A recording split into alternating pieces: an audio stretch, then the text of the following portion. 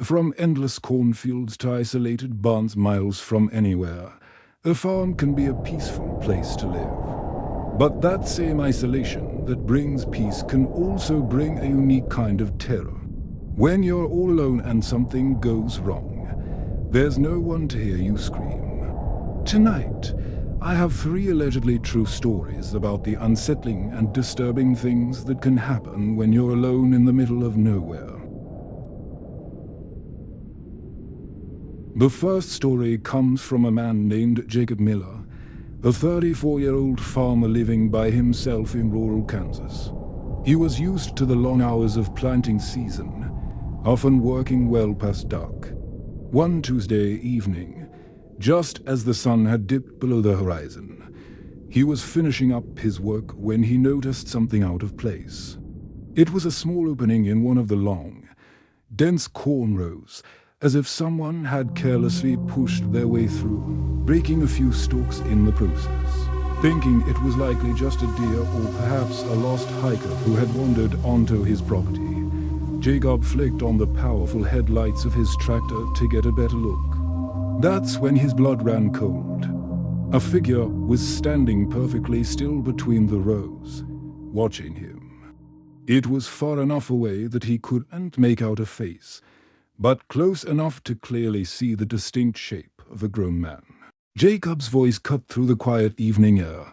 "Hey, who's out there?" he shouted, his words swallowed by the vast, open space. There was no answer. The figure remained motionless. Jacob, a mix of annoyed and unnerved, hopped down from his tractor and took a step forward. As he did, the figure took a step backward, melting into the darkness of the corn. The way it moved was what truly bothered Jacob. It wasn't running or even walking quickly. It simply slipped away, as if it knew the labyrinthine field by heart. That night, an unshakable feeling of unease settled over Jacob. He double-locked all the doors and windows before trying to get some sleep. His rest was short-lived. At around 2 a.m., he was jolted awake by a distinct rustling sound right outside his bedroom window. He crept to the window and lifted the curtain just enough to peer into the moonlit yard. The cornfield was swaying, but there was no wind. Something was moving inside it, winding its way through the stalks. Jacob froze, his hand trembling as he gripped his phone, ready to call the police. He finally did, and when the officers arrived, they did a thorough sweep of the perimeter. They didn't find anyone. But they did find something deeply unsettling. There was a narrow, trampled path leading from the edge of his backyard directly into the deep corn. Nobody was ever found. 3 days passed, and a sense of normalcy began to return.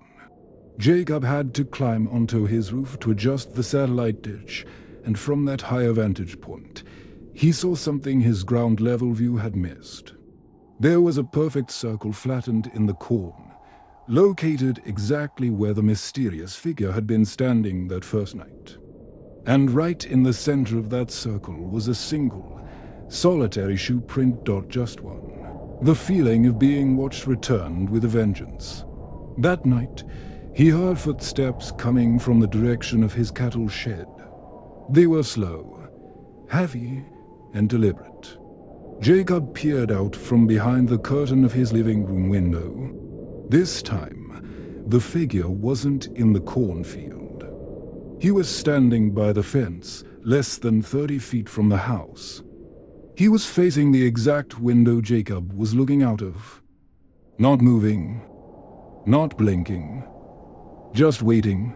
In a surge of adrenaline, Jacob lunged for the switch and flipped on the floodlights, bathing the yard in harsh, white light. In that split second, the figure vanished. There were no footsteps, no sound of running, nothing. One moment he was there, the next he was gone. That was the last straw. Jacob moved out weeks later. About 2 months ago, he got a message from the new owner of the property. It read, Hey Jacob, weird question, but did you ever see someone in your cornfield at night? Because yesterday, I swear I saw a man standing out there. Jacob typed back a short, chilling reply. Yeah, I know. The next story comes from a 29-year-old woman named Emily Cooper, who lived on a small family farm in Kentucky. Behind her house stood an old horse barn, a structure that had been there since the 1960s. Its wood was aged and its walls were drafty, but it was still sturdy. One foggy evening, as Emily was closing up the barn for the night, she heard it, aloud, heavy thud against the other side of the big wooden door she had just latched. Thinking it might be her father or a neighbor, she immediately swung the heavy door back open. There was no one there. The fog swirled silently round the entrance. Confused, she closed it again, sliding the bolt into place. Thud. It came again, but this time it was louder, more forceful. Emily's heart started to pound. She stepped closer to the door and, on an impulse, tapped twice on the wood. Tap, tap. A moment of silence passed. Then, from the other side, an answer came. Tap, tap. But the sound wasn't coming from outside the barn. It was coming from inside the wall itself. She grabbed a flashlight and shined its beam through the gaps in the old boards, but all she saw was darkness and dust motes. The knocking returned the following evening, just as methodical and unnerving as before. Emily called her father, who had experience repairing barns. They went through the entire structure together, searching for any sign of rodents, structural damage, or someone hiding inside. They found nothing. It's probably just the wood shifting with the temperature, he told her, trying to put her mind at ease. But Emily knew better. Wood doesn't mimic human knocking patterns. 3 nights later, at around 1:30 in the morning, a new sound woke her up. Footsteps. Slow, human footsteps, pacing back and forth inside the barn. She knew for a fact that the barn door was fully locked. Emily stood several feet away from the structure, listening in the cold night air as something walked round inside, the steps sounding like it was searching for something. She called her father again. As soon as he arrived and his truck's headlights hit the barn, the footsteps stopped instantly. They unlocked and opened the door. The barn was empty, except for one chilling detail they noticed in the thin layer of straw on the floor. There were small footprints, the size of a child's. No children lived anywhere near the property. The next night, Emily set up a motion-activated camera inside the barn, aimed at the main door. At 10 a.m., the camera captured something that made her pack her things and leave for good. The footage showed the barn door shuddering slightly, as if from a heavy impact. Then, a faint handprint slowly materialized on the inside of the wooden door. It was a small hand, but the fingers looked unnaturally long. There was no body, no person visible, just a hand pressing against the door from the inside before slipping away into nothingness. The police were called, but they found no sign of forced entry or any explanation for the print. Emily never went back. She later heard from the new owner that some nights, the barn door still makes that same knocking sound, like someone wants you to knock back. And our final story tonight comes from a 42-year-old man named Mark Patterson, who owned a large, sprawling hayfield in Nebraska. His life was quiet and predictable, cutting hay, feeding his cattle, and ending each day with a beer while watching the late-night news. One hot July night, while out checking on a water pump at the edge of his property, he saw a flash of white light flicker across his field. It was round, completely silent, and was there for only 2 seconds before it was gone. The next night, it returned. This time, It lasted longer, drifting slowly about 3 feet above the ground before it vanished again. Curious, Mark grabbed a powerful flashlight and aimed it at the spot where the light had been. The instant his beam hit the area, the strange light vanished. There were no footsteps, no vehicle sounds, no trace of what could have caused it. 3 days later, at 12:40 in the morning, he looked out his window and saw not one, but 3 of the lights moving independently across the field.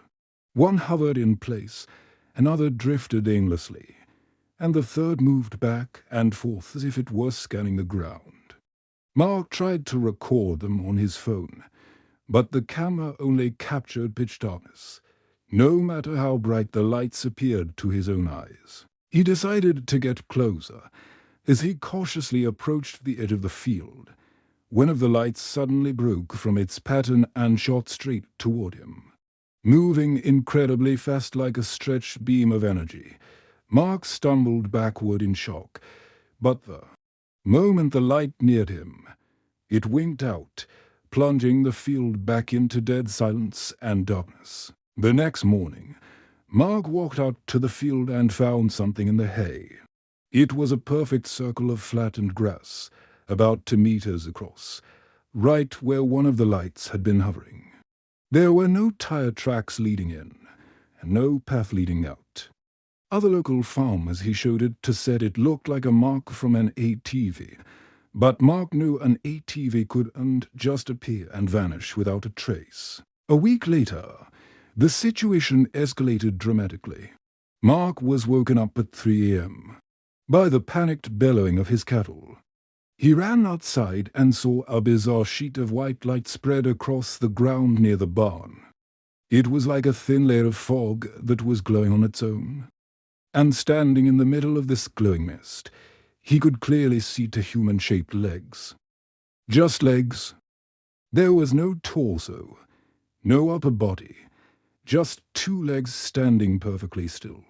Mark reacted instinctively, hitting the switch for his main floodlight. The moment the yard was illuminated, the glowing layer of light disappeared instantly. But there on the dirt were deep footprints, pressed far deeper into the ground than any normal person could make. Someone or something extremely heavy had been standing there.